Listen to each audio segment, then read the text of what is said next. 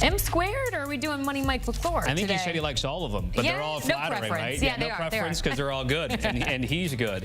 As we're taking a look at who's trending now in social media, Bill Belichick is trending with the North Carolina stuff. Yeah, and then there's a bit of a mix-up because it's like, can't go to facility for Jordan, but now actually, no, she's okay to attend some of the facilities. I'm riding with the university here. I don't think she's banned from anything. Chubby Alonso, Pat Riley, and Brian Dable are on the list, but we have to focus on Devers. Boy, Tristan Casas, that season-ending knee injury has certainly shaken things up in Beantown. And he said, quote, I know I'm a ball player, but at the same time, they can't expect me to play every single position out there. In spring training, they talked to me and basically told me to put away my glove. I wasn't going to play another position other than DH. Right now, I don't think it would be an appropriate decision by them to ask me play another position, which would be, in this instance, first base. When we have the Red Sox, we have to talk with Middlebrooks. Well, great to be with you here. You're dialed in with the team. So take us through this latest Rafael Devers thing about him switching positions here. What do you make of his comments?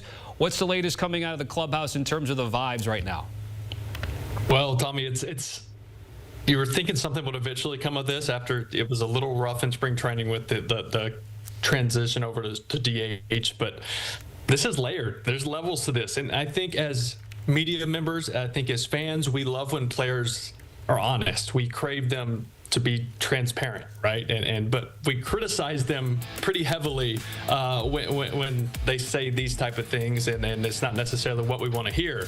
But there's two sides of it, right? There's a human aspect, which we don't really account for. There's the ego, the pride. But to be honest, no MLB player, no star player wants to be embarrassed in live games, trying to learn a new position mid-season. And let's not forget the part that I just brought up too, is he didn't want to leave third base. With the addition of Alex Bregman, he didn't really have a choice, and he eventually accepted that DH role. It took him some time. He had a really rough start to the season. He was 0 for 19 with 15 strikeouts, arguably the worst start of all time. And a lot of that had to do with him not having a full spring training. A lot of it also had to do with him not having a routine. Well, he figured it out. Lately, he's looked really good. The last 2 weeks, the numbers have been very good. He looks like himself.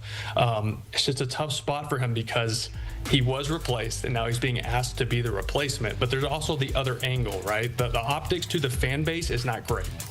Boston is not the easiest place for situations like this because, look, he's making a lot of money. He's making more money than anybody in franchise history with that 10-year, $313 million deal.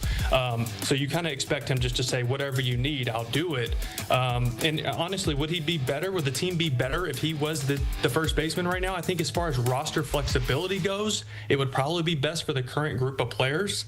I just don't know, Tommy, if we see that anytime soon. So Alex Cora earlier in the week was done WEEI, and he said, quote, you take away the first weekend of the season, he's been one of the best hitters in the big leagues. He's doing an outstanding job. To your point, he's also saying, I'm making my DH. You brought up Alex Bregman. He talked about having to put away his glove in the spring. How do you make the sense of what this Boston club has helped to deal with spring training, start of the season, and now here in May?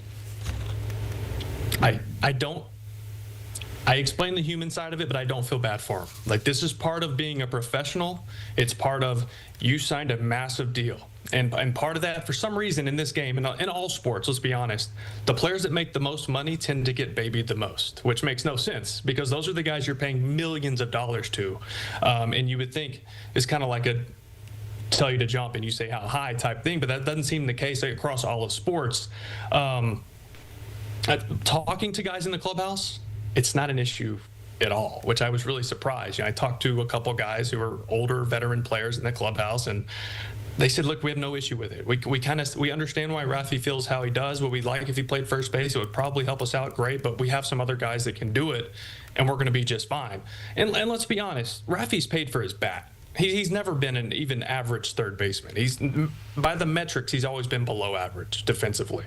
Would he be good at first base? I don't know. It's also a position that everyone says, oh, it's so easy. It's first base. I've played both. I've gone from third base to first base. Now, you can knock it down, tackle it, flip it to the pitcher. That part's easy. You don't have to throw it across the diamond 120 feet. The hard part is the footwork and the alignment. And it's hard to learn that mid-season from somebody who's literally never done it. And I think that's where he is that's where the fear comes in. But to the fan base's point, he's making a lot of money. You'd like to see him at least attempt it. Red Sox and Royals currently right now in Major League Baseball, and our Will Middlebrooks breaking down the Rafael Devers situation with the latest. Appreciate your insight as always, WMB.